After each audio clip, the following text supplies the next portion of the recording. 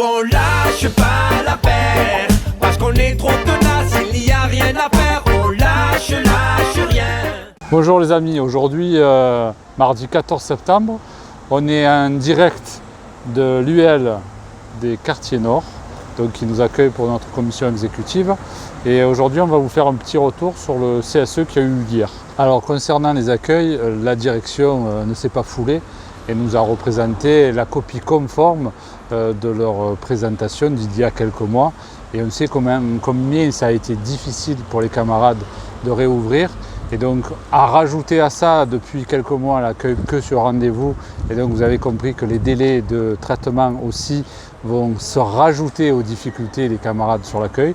Donc soyons vigilants, nous on va rester vigilants et surtout n'hésitez pas, appelez-nous au moindre problème. Alors concernant les agents d'accueil qui étaient partis prêter main forte à la PFS, ils vont être invités à reprendre leur poste dans les accueils, puisque la direction escompte une baisse du nombre de coups de téléphone.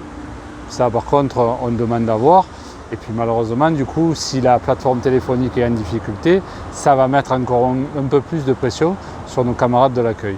Donc situation plus que compliquée. Concernant la présence des agents de sécurité, elle est garantie jusqu'au 30 septembre. Après, au-delà, la CGT fera en sorte de mettre tous les moyens pour que nos salariés travaillent dans les meilleures conditions, quelle que soit la période. Autre sujet abordé lors de ce CSE, c'est donc le télétravail. La direction nous a confirmé avoir fait remonter le protocole auprès de la tutelle pour obtenir l'agrément. La réunion doit se tenir donc le 15 septembre. La direction va donc sûrement revenir assez rapidement vers vous concernant les méthodes d'application. Et le protocole reste très flou, donc il va falloir être très vigilant sur les méthodes d'application. Et la direction va donc dévoiler son petit guide d'application auprès sûrement de vos responsables et des directions de branche. Donc la CGT va rester très vigilante à ce sujet et en cas de difficulté, n'hésitez pas là aussi à nous appeler. Alors petit point de situation sanitaire, on le sait, il y a beaucoup de fermetures d'écoles avec la rentrée scolaire.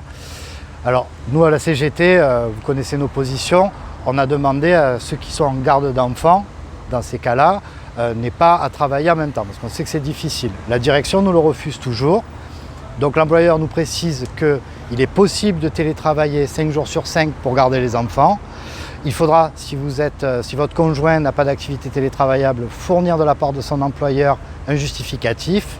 Et pour ceux qui n'ont pas d'activité télétravaillable et qui ne peuvent pas avoir de report sur une activité télétravaillable, la dispense d'activité reste possible. Ça fait partie des rares situations où c'est le cas. Alors, dernier sujet, le pass sanitaire et son application dans notre organisme. Nous avons souligné face à la direction qu'il s'agissait de mesures extrêmement brutales pour les salariés qui seraient concernés. Bien qu'il n'y en ait pas beaucoup dans l'organisme, c'est une attaque inédite contre le monde du travail. Pensez, on pourra pour la première fois licencier des personnes au simple motif qu'elles n'ont pas la situation sanitaire en règle, alors que d'autres solutions seraient possibles. C'est tout le sens de ce que nous avons souligné en séance du CSE hier.